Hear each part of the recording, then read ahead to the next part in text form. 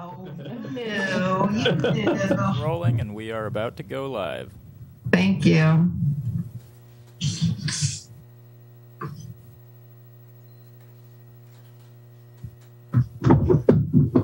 All right, we are live on Channel 20. Chair Stewart, the floor is yours. Thank you. Good evening, everyone, and welcome to our regularly scheduled meeting of the Morro Bay Planning Commission. It is Tuesday, November 16th, 6 p.m. We have a full quorum of people, and welcome to our new commissioner, Asia King. We have Bill phoning it in from cold Pennsylvania, and Mike, I don't know where you are today, but Silicon Valley. Oh, there you go. So we're kind of all over the map today. So we have a quorum. We are called to order, and we will start with a moment of silence.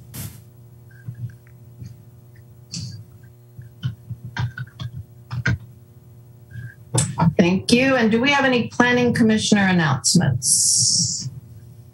Seeing no hands, we will move on to the public comment period. This time is generally for items which are not on the agenda. If the public has any interest in commenting on anything else, or if there is something on the agenda that you can't stay for, you may comment now. Anthony, do we have anybody in the queue for comment? Thank you, Chair Stewart. There are no raised hands in the queue.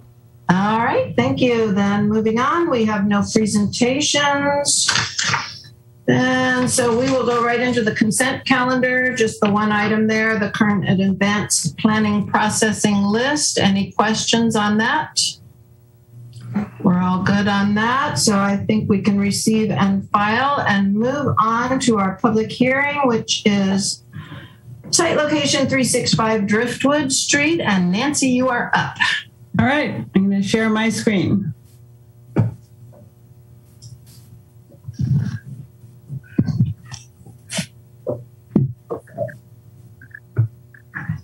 Okay, can you see the presentation? Yes. All right.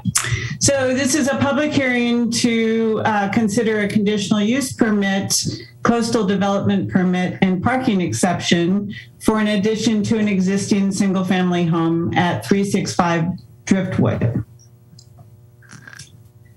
The zoning is R2 and it allows duplex residential. The site is large enough to accommodate 2 dwelling units, and the land use plan has medium density. And as you can see from the map, the star is where the site is located on a corner, and it's surrounded on the south and the east by R2 zoning, but one site away to the west is residential, high density residential commercial, and then across the street from that is high density residential. Existing site information. This is again an aerial of the site, gives you a better idea of its location, and there's also an image of the site in the upper right hand corner. The site is 5,808 square feet.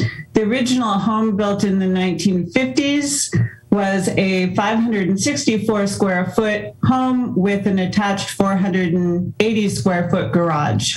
The existing home has been modified over several times over the several decades.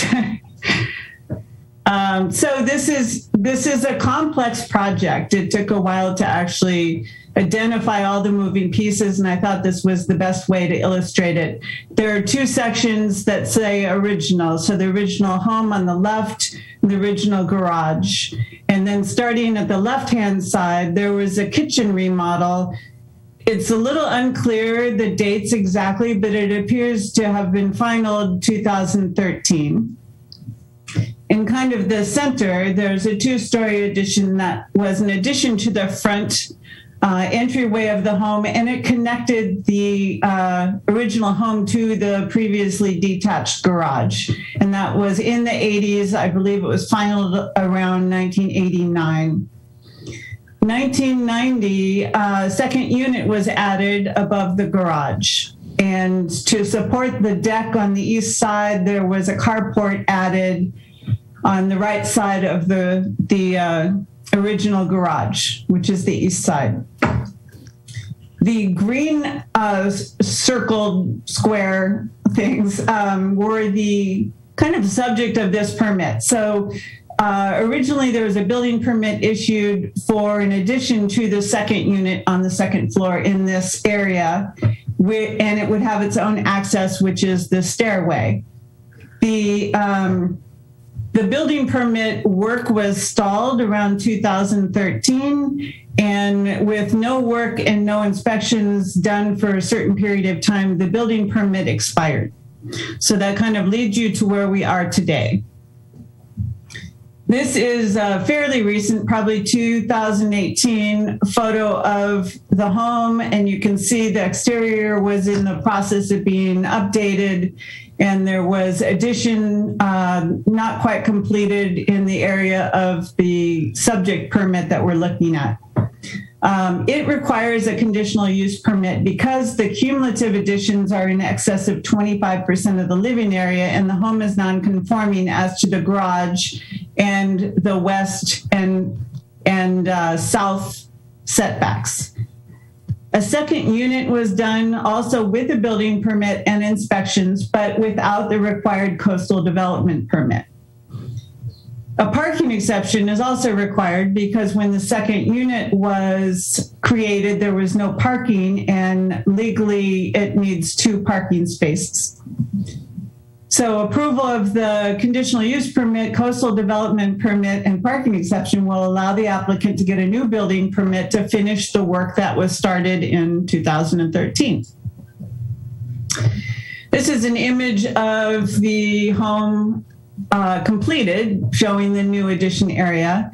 And in the box on the bottom left is an image probably around 2012, which is, I believe, around when the current applicant purchased the property. So you can see what it looked like before the proposed addition. It had the second unit above the garage, the original home, and the buildings had been connected. So the lower level, and again, this is showing, the red areas are showing the original home and the original garage. And to the west and between the garage and the home were the areas that were expanded. This is the upper level. And again, the red shows kind of the existing permitted work, and the green shows the current pending permitted work, which was started and inspected to a certain point, and then the work stopped. The increase in the living area on the second floor is 336 square feet. So the original second unit was 576 square feet, and after completion, it'll be 912. So this is a front view again of the project, that the way it will look upon completion, and a 2017 street view up on the upper right.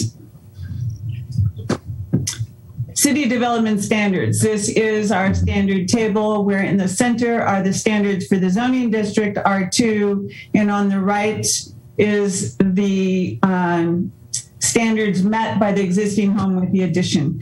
The items in red are where they have not met the standards, but all of that is pre-existing. So it occurred through some of the previously issued building permits, but so that's existing, I guess, legal non-conforming. The current addition has no non-conforming features. Parking exception. So the parking exception is to provide the 2 parking spaces per dwelling. So that's 2 for the primary and 2 for the second floor unit. And they have an existing 2 garage that's slightly undersized, so it's really non-conforming, but it does have space and it could be used for 2 cars. 2 additional parking spaces are proposed for the driveway area, and this section of Driftwood has a very large buffer of unimproved public right-of-way between the finished street and the property lines. This project would meet the criteria allowing for parking exception. Neighborhood compatibility. As you can see from the photo, towards the west is commercial and high-density residential. The site is duplex development residential. And the immediate neighborhood, in immediate, I mean within a block and on Driftwood, there are larger parcels ranging from 5,400 square feet to 9,400 square feet. And most of the homes are original and they were built in the 40s and the 50s. The zoning, as I mentioned before, allows duplex residential, and the proposed duplex home is an appropriate use in this location.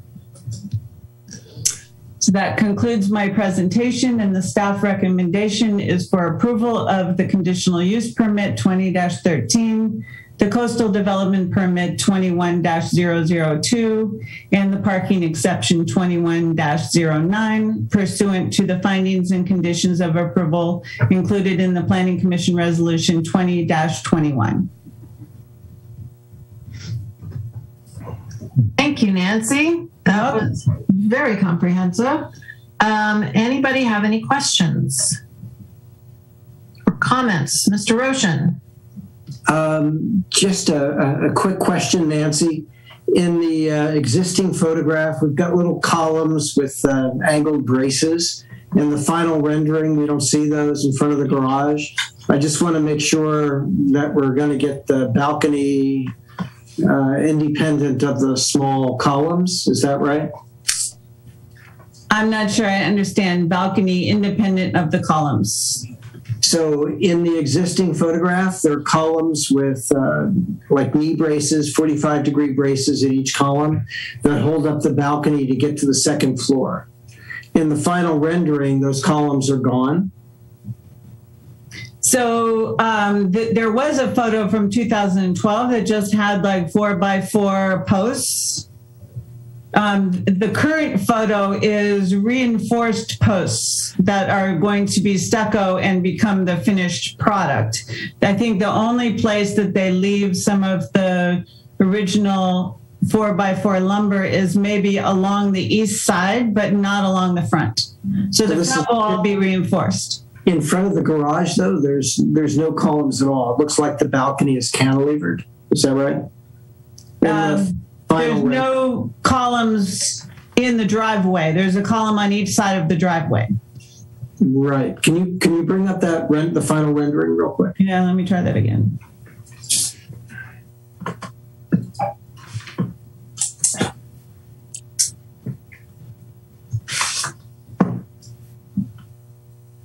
Is this one that you're looking at? Yeah. So, so if there's not going to be any columns where the driveway is, I just wanted to confirm that. Not in between the driveway.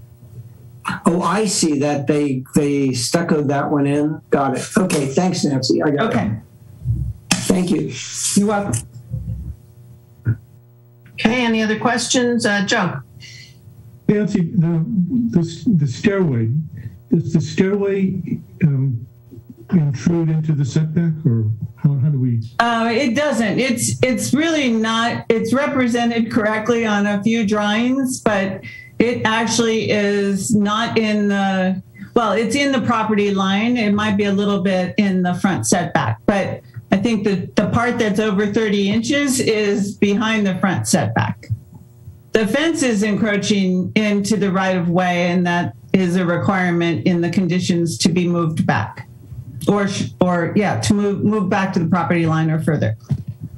And then the other question, the business of the palm trees in the right of way, what exactly is the procedure for?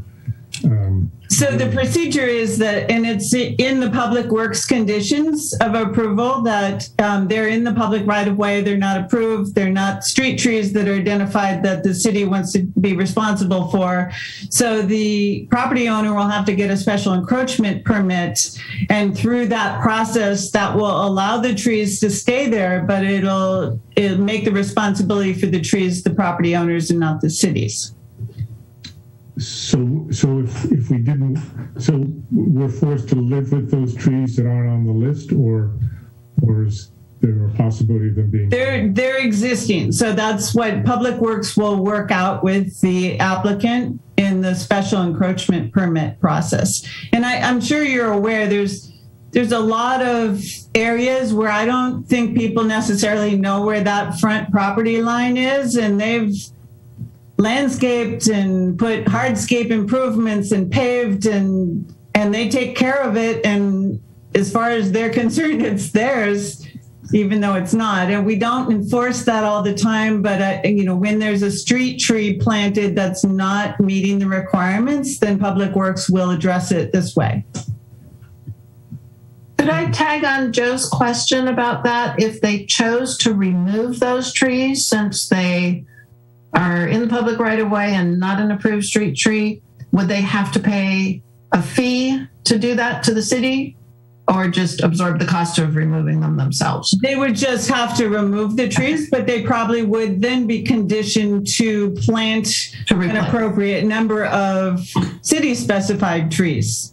Right. Okay. I'm going to make one slight change to that. Technically, they would be required to get an encroachment permit to remove them from the right-of-way if they're going to be doing work out there. So that is technically the requirement.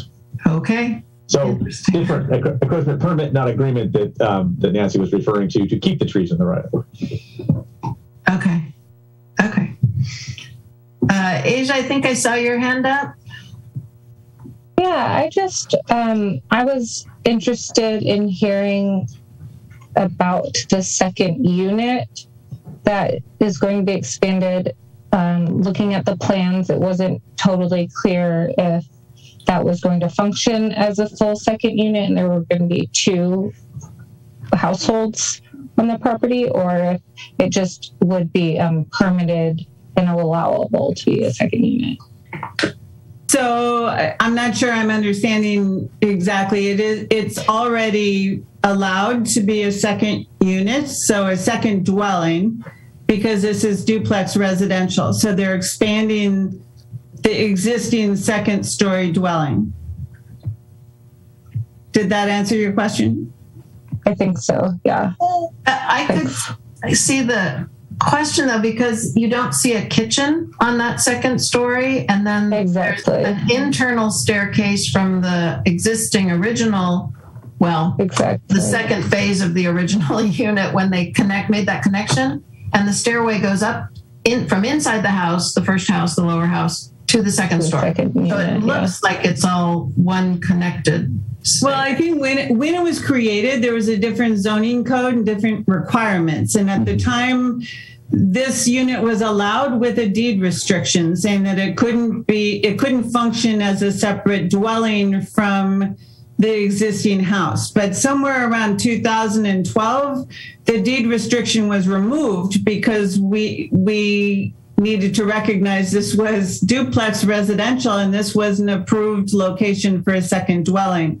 So the deed restriction was removed and this was an allowed second dwelling, but there was no coastal development permit. So they will put a kitchen in there somewhere? I think there is a kitchen in there. Okay. I may just not be reading it right. Yeah, it looks like it said wet bar. Wet bar, yeah. Maybe just a sink area. I think originally it was a wet bar. I think with the remodel, there's a full kitchen. A full kitchen. Yeah, in an effort to see more. Ask the applicant who's on the call. So to clarify. Okay. Yeah, I see it. There's a little powder room and a master bathroom, and of course the bedroom, living room. Yeah. Okay.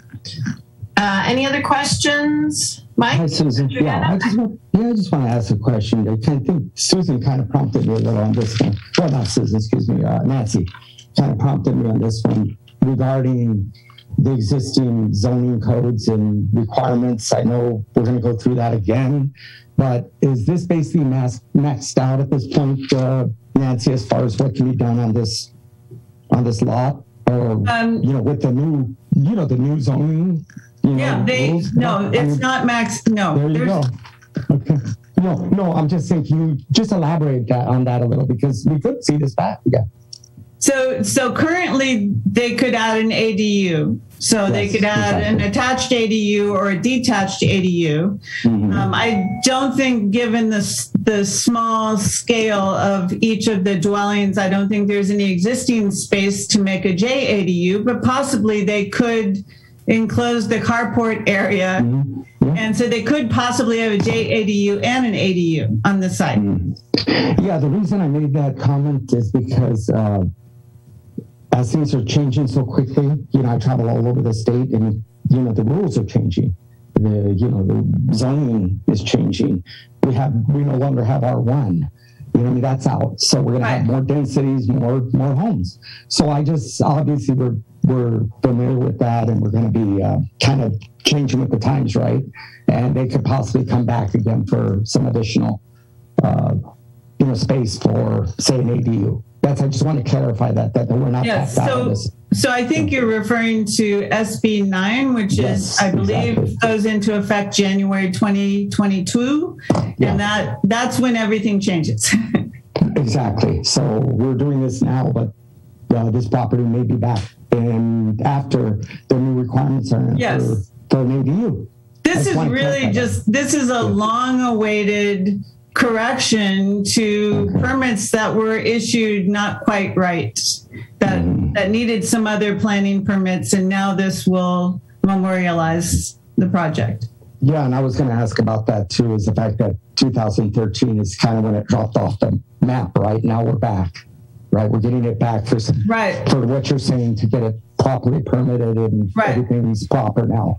But I was just wondering what, I hadn't done one of these yet, but it dropped off for that long of a period. But what do we do? What does the city do when something like that drops off? And I just want to know for my information, what do we kind of do?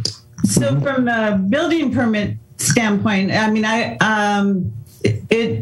the permit was inactive for a long period of time, and so it expired. Okay. So it expired. So the work was done and inspected up to a certain point, and then it stopped. And the permit expired after a certain number of inactive years. So in January 2020, the current owner applied for a building permit, and it was denied by planning because it required some other permits. And so January 2021, they applied for the current planning permits that are in front of you today. Yeah, and the reason I said that again is because there was a long period of time, and I was wondering if it had been re-inspected for additional requirements like permits for inspections. So that's what I mean. A lot can happen in 8 years. So I don't know. Yeah. So when they renew their building, or not renew, when they apply for a new building permit, definitely it will require inspections of the existing conditions. Okay, great. Thank you very much. Okay, if that's it for questions, we'll open it up for public comment. Anthony, do we have anyone in the queue?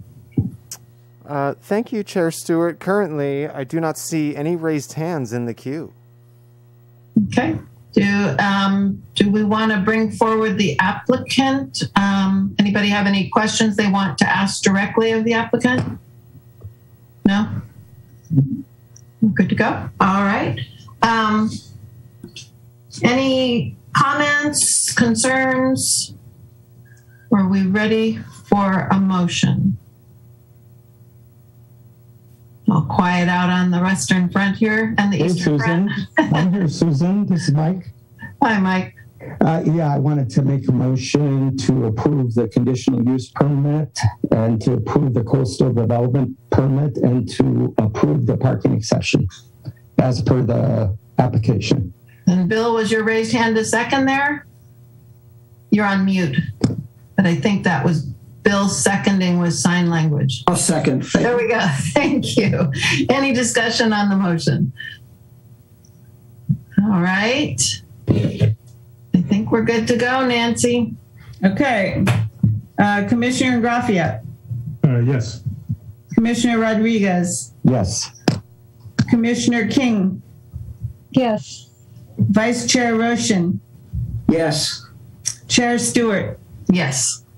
Thank you. Nice to see this cleaned up. It's been kind of a mess for quite a while. Yes. To walk by there a lot and think, oh, that poor house. So thank you. Thank you. Thanks to the applicant for deciding it's time to get that done. I know it's hard. Yes. New business, we have none. Unfinished business, we have none. One thing, Susan. Yes. Unfinished business. I was going to ask Scott if he could comment on the Harbor Walk memorandum. Any idea when we might get that, Scott? Yes, Commissioner Roshan, looking to bring that back at the next meeting. So you'll be getting at the next meeting probably that memo, the zoning code refresh for the commission, since it's a refresh for some of you and brand new for others. And I think we have a report back that we're doing too on one of the waterfront events the Planning Commission requested. I think it's coming back to that one. It could be the second meeting in December. I have to look, but that should be the stuff on the next agenda for sure. Okay. Planning Commissioner comments and future agenda items. I wondered if any of you could comment on the email we got today from Dana Swanson about new guidance from the city attorney, suspending the practice of staff sharing public documents or posting of agenda-related correspondence within 72 hours of a meeting. So we've been sort of getting regular updates as we get public comment. I know it's more for city council, but we've, as Planning Commission, have had certain items on our agenda where we've had a little more interest and late public comment, and that goes out and gets posted. I'm assuming they're suggesting that shouldn't happen unless it's received 72 hours before the meeting. Is that the correct interpretation? That's correct. Nothing stops folks from sending correspondence directly to the commission, though. The disconnect there is when we post it, the public can see it. Yeah. So the whole direction is kind of, it's brand new and it comes out of a recent court case. It's interesting that that's sort of what the effect will have. People can still send it to you. It's just the public doesn't get a chance to see what that is if it's provided after 72 hours prior to the meeting. Within 72 hours of the meeting, sorry.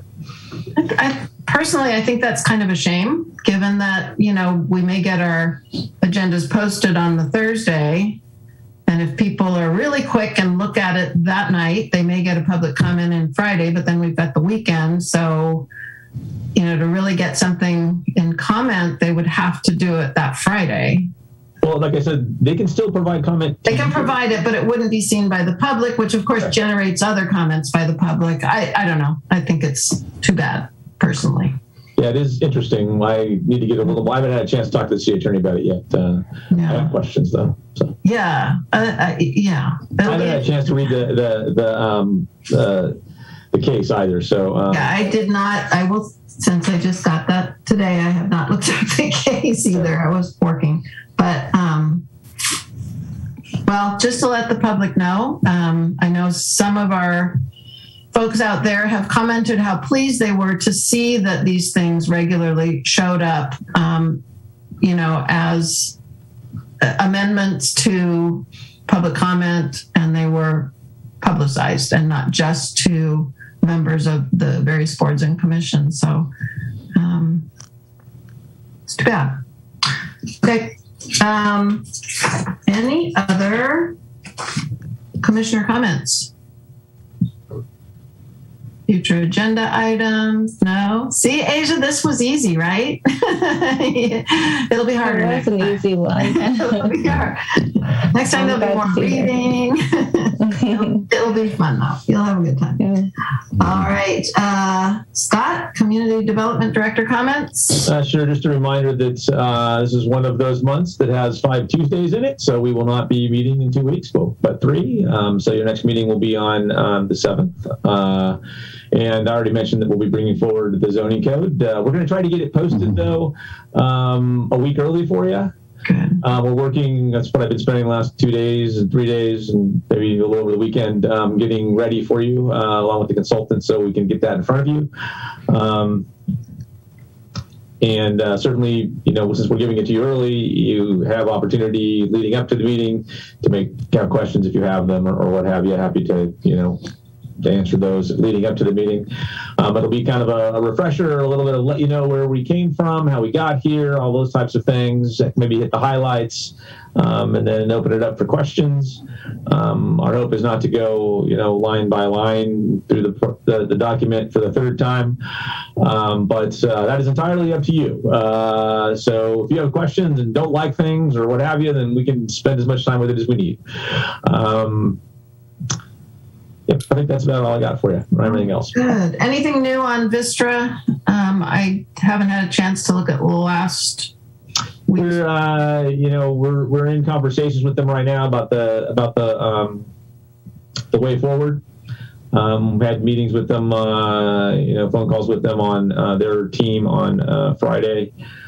We're meeting with the Vistra subcommittee on the city council side tomorrow at 3.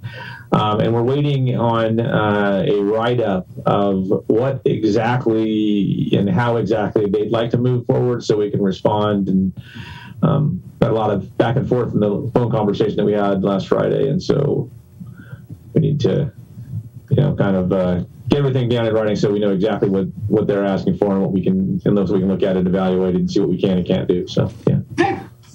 Excellent. All right. Any other final comments from anybody?